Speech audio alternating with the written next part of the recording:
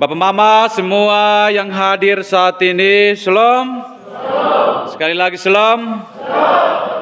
Bapak Mama, saudara-saudari, bagaimana perasaan kita ketika orang yang kita cintai, orang yang kita kasihi, orang yang kita sama-sama pergi meninggalkan kita? Apakah kita sedih? Apakah kita menangis? Apakah kita kecewa atau kita sukacita? Ya. Mama, orang yang pergi merantau saja, kas tinggal istri, pasti istri juga sedih dan menangis. Ya. Apalagi orang yang pergi untuk selama-lamanya dan tidak bersama-sama dengan kita. Itu pasti lebih sedih lagi. Ya. Hal ini juga Bapak Mama pasti kita alami dalam hidup ini. Tidak ada yang bilang dia sukacita ketika orang yang dia kasihi itu meninggalkan dia. Atau dia hanya bahagia saja. Tidak. Pasti secara mental dia kecewa, dia sedih, dia menangis. Hal ini juga Bapak Mama dialami oleh murid-murid. Pada saat mereka bersama-sama dengan Yesus dalam pelayanan, mereka sangat sukacita. Mereka sangat bahagia karena bersama dengan Yesus walaupun ada tantangan. Tetapi kemudian Yesus pergi meninggalkan mereka. Apa respon, apa reaksi daripada murid-murid ketika mereka awalnya bersama-sama tetapi kemudian mereka harus menjalani hidup dengan sendiri. Secara mental Bapak Mama mereka sangat terganggu. Karena orang yang mereka harapkan di dalam hidup, orang yang mereka harapkan di dalam pelayanan sudah tidak bersama-sama. Jadi secara psikologi, Bapak Mama, secara psikis, murid-murid ini terganggu. Pasti mereka bertanya, apa yang mereka harus lakukan? Siapa yang menuntun, siapa yang pimpin mereka ketika mereka sendiri? Tetapi Bapak Mama, sebelum Yesus pergi meninggalkan mereka, Bapak Mama,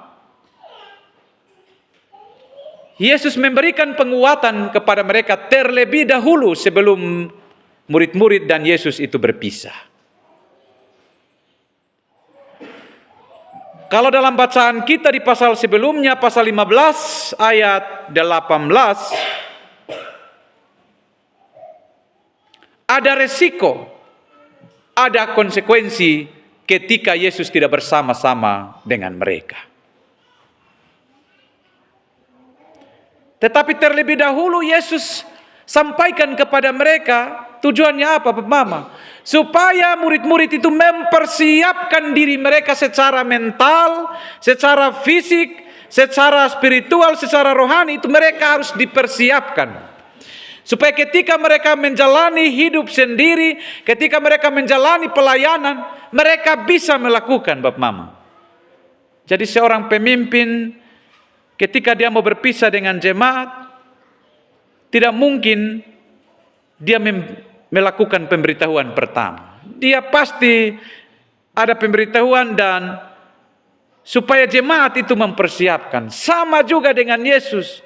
Sebelum Yesus pergi meninggalkan mereka, Yesus menyampaikan kepada mereka terlebih dahulu agar murid-murid itu mempersiapkan diri. Apa yang mereka persiapkan Bapak Mama? Di ayat 18, di pasal 15, jikalau dunia membenci kamu, ingatlah bahwa ia telah lebih dahulu membenci aku daripada kamu. Ini pemberitahuan Bapak Mama, supaya murid-murid itu siap diri dengan baik. Kalau mereka mempersiapkan diri mereka, ini senjata Bapak Mama. Supaya mereka terus melangkah, tidak berhenti melangkah ketika mereka tidak bersama dengan Yesus. Jadi mereka tidak terus ada di dalam kesedihan. Mereka juga tidak terus di dalam keraguan-raguan untuk menjalani misi mereka di dunia ini, Bapak Mama. Jadi mereka harus persiapkan diri. Maka ada kaitan dengan di ayat 6, pasal 16, ayat 1 dan ayat kedua. Semua ini kukatakan kepadamu, supaya kamu jangan kecewa dan menolak aku. Kamu akan dikucilkan, bahkan akan datang saatnya bahwa setiap orang yang membunuh kamu akan menganggap bahwa ia berbuat bakti bagi Allah. Ini resiko Bapak Mama, ini tantangan ketika murid-murid menjalani kehidupan mereka tanpa Yesus. Jadi ketika ada masalah Bapak Mama, murid-murid ini sudah siap. Mereka sudah siap mental, secara fisik, secara rohani. Bapak Mama, mereka secara iman, mereka sudah siap. Sehingga mereka tidak mempersoalkan Yesus di dalam karya kehidupan mereka. Nah, dalam kehidupan kita Bapak Mama, terkadang ketika kita menjalani kehidupan kita sendiri, kadang kita saling mempersalahkan satu dengan yang lain. Kita tidak dapat mampu menghadapi tantangan di dalam kehidupan kita. Tetapi setelah Yesus mempersiapkan murid-murid Bapak Mama, dalam bacaan kita, Injil Yohanes pasal 16 ayat 4b sampai dengan ayat 15. Yesus menjanjikan seorang penghibur. Jadi artinya bahwa murid-murid ini tidak sendiri menjalani kehidupan. Tetapi ada penghibur, ada penolong yang siap bersama-sama dengan mereka. Penolong ini yaitu adalah Roh Kudus.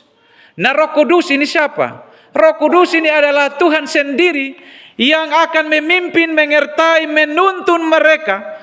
Sehingga Bapak Mama, semangat mereka yang pudar itu dibangkitkan kembali. Supaya mereka kuat untuk menjalani kehidupan ini. Kalau begitu Bapak Mama, Yesus menjanjikan penghibur. Kenapa kita harus ragu? Kenapa kita harus khawatir untuk menjalani kehidupan ini? Seolah-olah Allah itu meninggalkan kita. Terkadang Bapak Mama ada masalah yang kita jalani Bapak Mama. Kita ini hanya berpikir bahwa Yesus ini tidak bersama-sama dengan kita lagi. Murid-murid juga Bapak Mama ada di dalam situasi seperti yang kita alami Bapak Mama. Ada dalam situasi yang sulit. Terkadang di dalam situasi yang sulit ini Bapak Mama ada kehilangan harapan. Kita menjadi pesimis dan tidak optimis. Kita tidak punya harapan untuk menjalani kehidupan. Dalam firman Tuhan saat ini Bapak Mama di ayat ke-7, adalah lebih berguna bagi kamu jika aku pergi. Sebab jika aku tidak pergi, penghibur itu tidak akan datang kepadamu.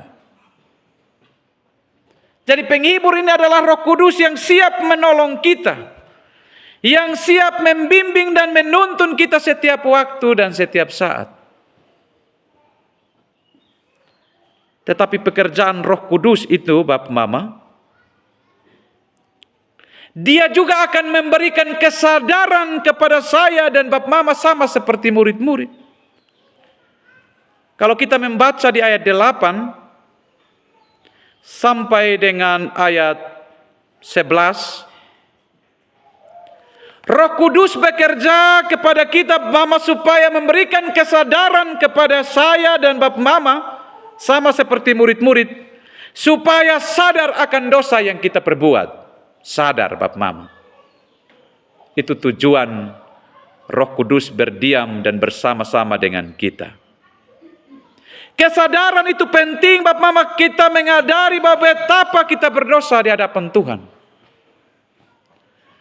Jadi Bapak Mama, kalau orang menjalani hidup tanpa kesadaran untuk melakukan perubahan di dalam hidupnya dari yang jahat kepada yang baik, itu berarti Roh Kudus tidak ada dan tidak berdiam di dalam dirinya. Murid-murid ini juga Bapak Mama, Roh Kudus sebagai penghibur mengingatkan murid-murid supaya sadar akan dosa mereka. Kalau orang sadar itu Bapak Mama, dia mau berubah. Tetapi kalau orang tidak sadar akan kehidupannya, dia akan terus berbuat dosa. Jadi menurut Bapak Mama ini termasuk orang yang sadar kok atau orang yang tidak sadar? Ya amin ya Bapak Mama. Kalau sadar Bapak Mama, murid-murid harus berhenti berbuat dosa. Saya juga dengan Bapak Mama, kalau sadar bahwa ada Roh Kudus berdiam diri dalam diri kita, maka jangan melakukan dosa. Tapi kalau Roh Kuda yang menguasai diri kita Bapak Mama, maka kita akan melakukan dosa terus, bertengkar, berselisih, cari orang pun kesalahan terus. Akhirnya kita tidak dapat kedamaian yang sesungguhnya.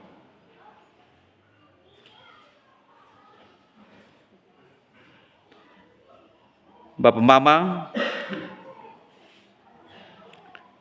kalau Bapak Mama tahu kudis toh, kalau kudis ini adalah penyakit yang gatal. Karena gatal maka dia menular. Toh? Sama juga dengan dosa Bapak Mama. Dia akan menular ke setiap orang yang suka berbuat dosa.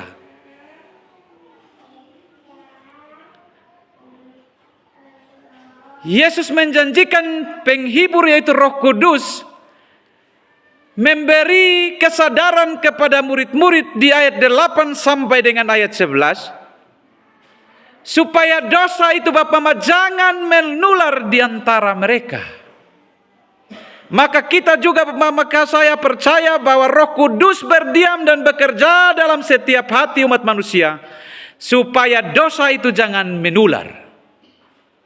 Jadi dosa menular itu Bapak Mama bisa saja Bapak berbuat hal yang jahat, bisa saja Mama berbuat yang jahat.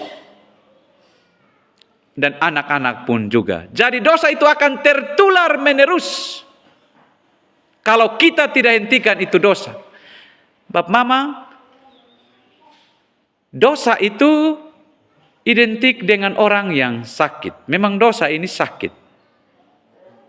Karena dosa ini kita sedang sakit seperti iman atau secara spiritual, maka kita harus belajar untuk putuskan mata rantai dosa itu. Jadi jangan pelihara Bapak Mama, jangan pelihara itu dosa. Kalau rasa merugikan diri, merugikan keluarga, merugikan sesama, Roh Tuhan ada pada kita untuk kita putuskan itu dosa.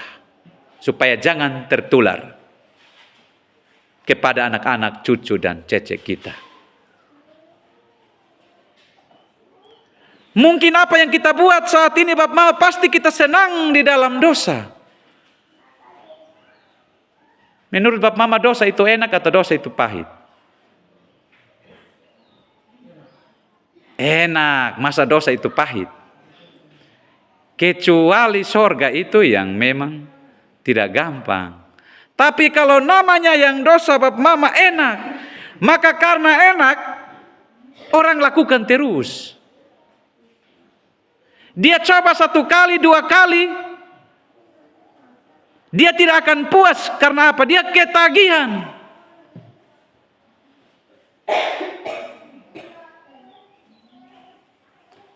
Jadi kalau sudah ketagihan Bapak Mama, dia sudah tidak terkontrol dirinya dengan baik.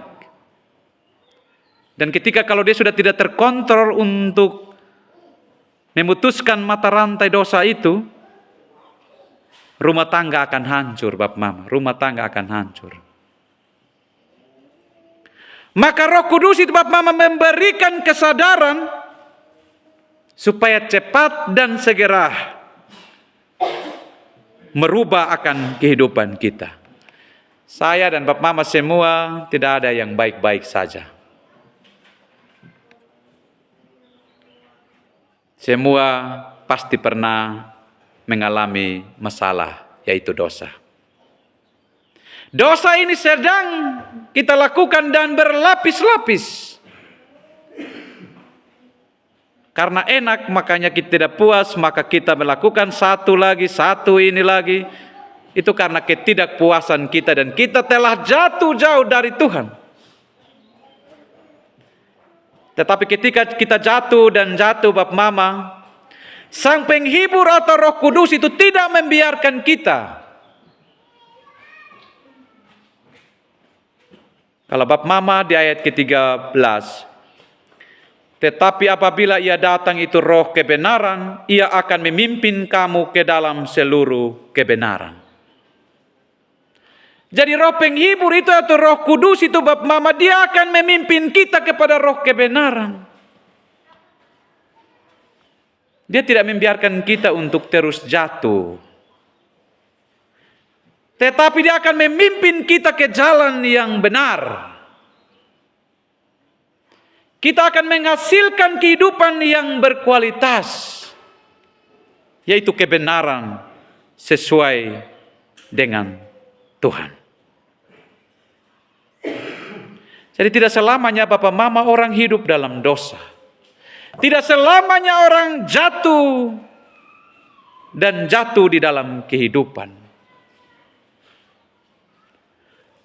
Roh Kudus berdiam dalam diri kita untuk memulihkan kita, Bapak Mama. Dia memperbarui kita. Dia merubah pola pikir kita, tindakan kita, kata-kata kita yang jahat. Jadi jangan berpikir bahwa Tuhan itu membiarkan kita supaya kita terus jatuh dalam dosa. Tidak. Itu adalah cara Tuhan menyelesaikan setiap masalah dalam hidup. Tetapi ingat Bapak Mama, ketika ada dalam masalah, ada pesan firman Tuhan kepada murid-muridnya sebelum Yesus berpisah dengan mereka. Kalau kita baca di pasal 15 ayat 27, tetapi kamu juga harus bersaksi karena kamu dari semula bersama-sama dengan aku. Jangan hanya karena masalah, jangan hanya karena tantangan. Kemudian kita tidak ingat lagi tentang misi kita sesungguhnya itu bersaksi tentang kemuliaan nama Tuhan. Jangan berhenti bersaksi Bapak Mama. Jangan rasa minder bahwa saya ini sudah berbuat dosa. Saya ini sudah jauh dari Tuhan, jadi saya berhenti dari pelayanan. Jangan rasa minder Bapak Mama. Roh Kudus ada dalam diri kita, dia memulihkan kita dan dia terus memberikan kita spirit. Dia memberikan kita energi untuk terus bersaksi. Jadi jangan patah hati. Jangan putus asa ketika kita ada dalam masalah. Jangan putus asa ketika kita ada dalam dosa. Kita harus cepat sadar untuk merubah itu. Dan terus bersaksi tentang Kristus di dalam kehidupan kita. Supaya orang bisa melihat lewat tutur kata kita, tindakan kita. Supaya kita hidup ini menjadi berkat. Jadi belajar dari firman Tuhan saat ini Bapak Mama. Bersaksi tentang kebenaran itu tidak gampang. Yesus bilang kamu akan menghadapi orang-orang yang akan membenci kamu. Orang-orang yang akan mengucilkan kamu dari komunitas. Tetapi kamu harus tetap setia. Kamu harus tetap tekun dalam menjalankan misi pelayanan di tengah-tengah dunia ini. Roh Kudus akan menolong gereja untuk melaksanakan misi Tuhan. Segala sesuatu yang Bapa punya adalah aku punya. Sebab itu aku berkata, ia akan memberitakan kepadamu apa yang diterimanya daripadaku. tugas ini Bapak Mama menjadi tugas kita bersama. Mari kita melakukan sesuatu yang terbaik di jemaat kita saat ini. Merubah sesuatu yang tidak baik menjadi baik. Bapak Mama, kita diutus oleh Tuhan. Kita memiliki peran yang sangat penting. Ada tanggung jawab yang Tuhan percayakan kepada kita. Yang namanya gereja Bapak Mama, kita ini bukan adalah pelaku-pelaku masalah. Tetapi kita adalah orang-orang yang merupakan agen perubahan di dalam jemaat. Tuhan bekerja melalui Roh penghibur, itu Roh Kudus. Maka Roh Kudus itu akan berdiam dan bekerja dan mengingatkan saya dan Bapak Mama untuk menjadi agen perubahan di dalam kehidupan kita. Bersaksi artinya Bapak Mama harus melakukan sesuatu perubahan dalam hidup. Aksi itu sangat penting. Bukan hanya kita omong-omong saja. Tetapi ingat Bapak Mama, ketika kita melakukan yang namanya perubahan, pasti ada tantangan. Tetapi orang yang mau melakukan perubahan di dalam jemaat, dia harus suka tantangan. Jadi kalau tidak mau suka tantangan, jangan buat perubahan. Tetapi kalau mau buat perubahan, harus suka tantangan. Tuhan Yesus memberkati kita dengan firman-Nya. Amin.